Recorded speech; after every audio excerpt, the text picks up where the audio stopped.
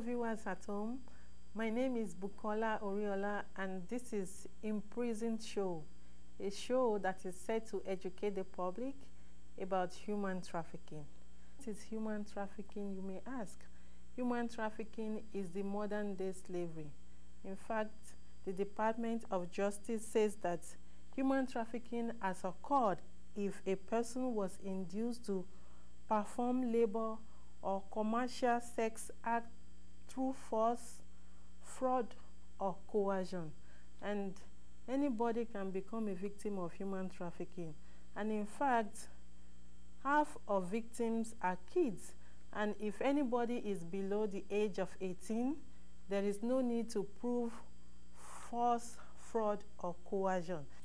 The statistics is so overwhelming.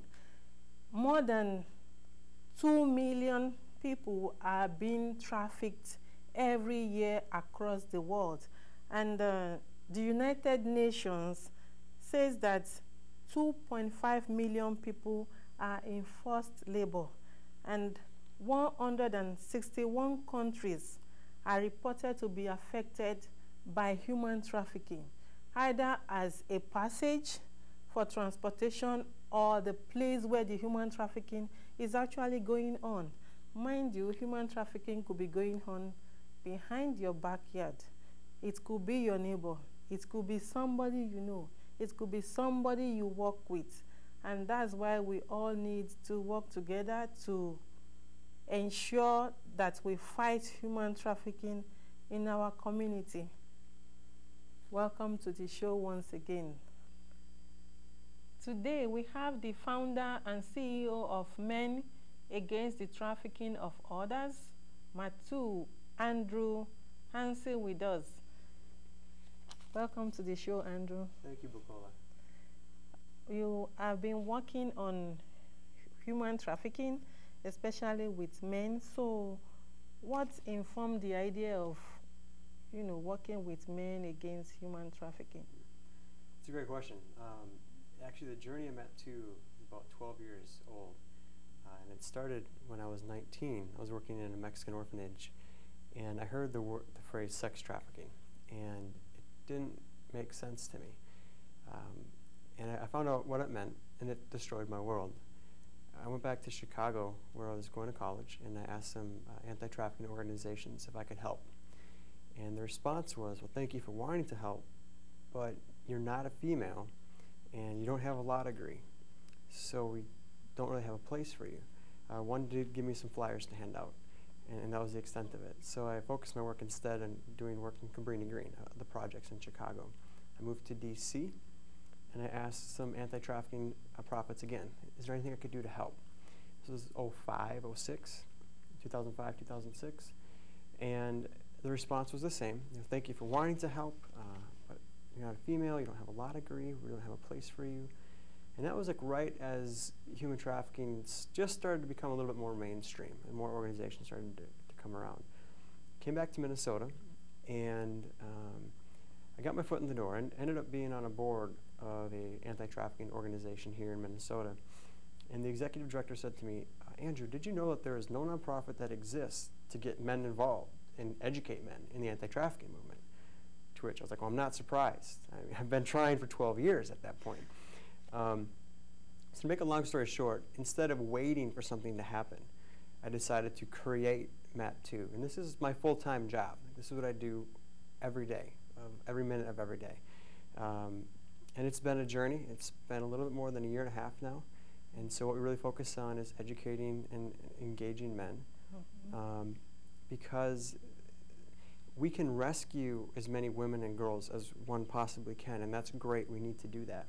However, we need to restrict the demand of human trafficking, as human trafficking is the fastest growing criminal market in the world today, and the second largest criminal market in the world. So if we just focus on the supply of just rescuing, well, it's never going to stop. And so we need to focus on restricting the demand. And that's what MAT2 really is focusing on. And the demand is coming from mainly men. Yeah. So do you mean to say that there are no women who are trafficking others? No, because women do. Women do. But men are the main perpetrators of fueling the trafficking economy.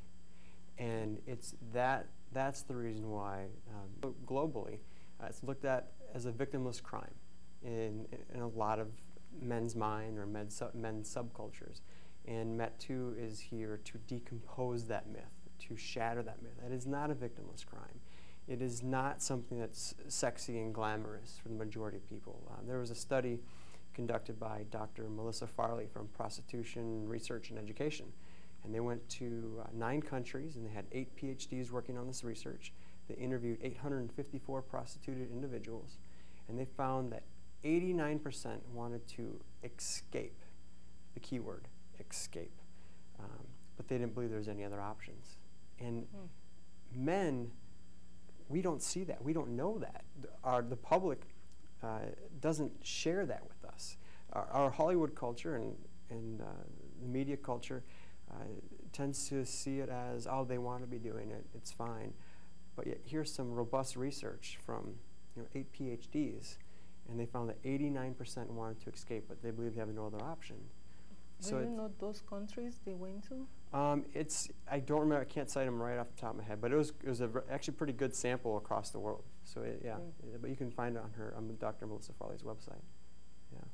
And then aside from, you seem to have presence not only in the United States, but outside of the United States. And you have a presence in UK and Spain.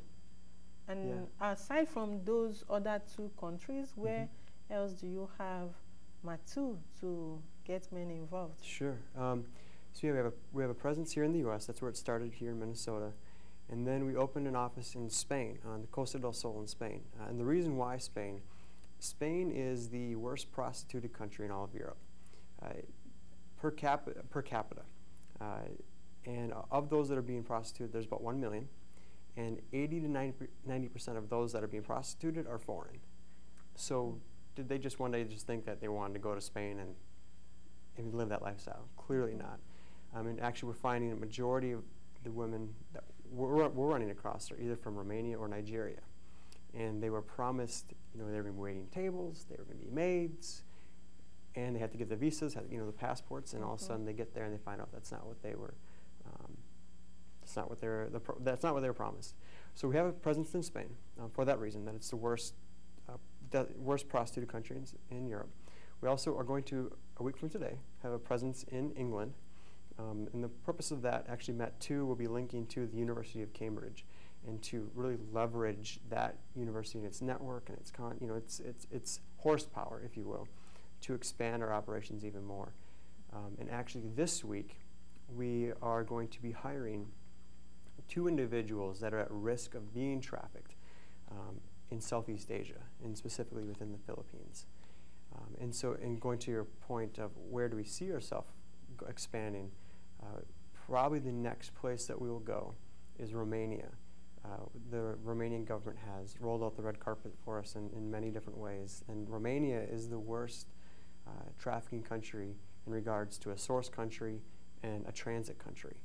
And so MET2 has strategically chosen these 3 countries in Europe because Spain is a destination country, and whereas Romania is a transit and source country, and England is a country that fuels this from all the wealth there and the businessmen traveling to these different places.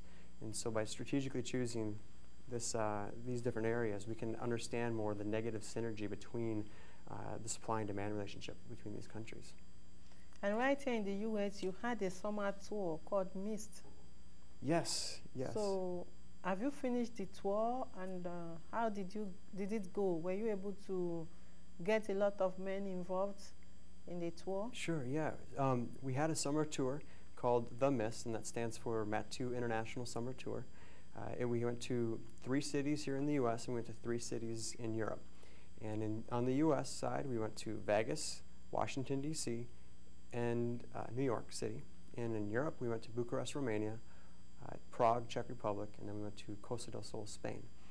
And we focus on educating men and getting the public just a little bit more knowing about what we're doing. And the goal of this year's tour is to prepare us for the Olympics that are happening next summer in London, and which we plan to link to. And so it was So next year, our summer tour will be in the same cities, and even a couple more, and even bigger, because we develop relationships and we develop the infrastructure and the systems in place to really raise awareness. And so, yeah, it was a fantastic tour. We've had people from President Obama's Marine One pilot, who flies his helicopter around, sign her banner and donate money, to we had the Romanian government ask us to have our event outside the parliamentary building in Bucharest,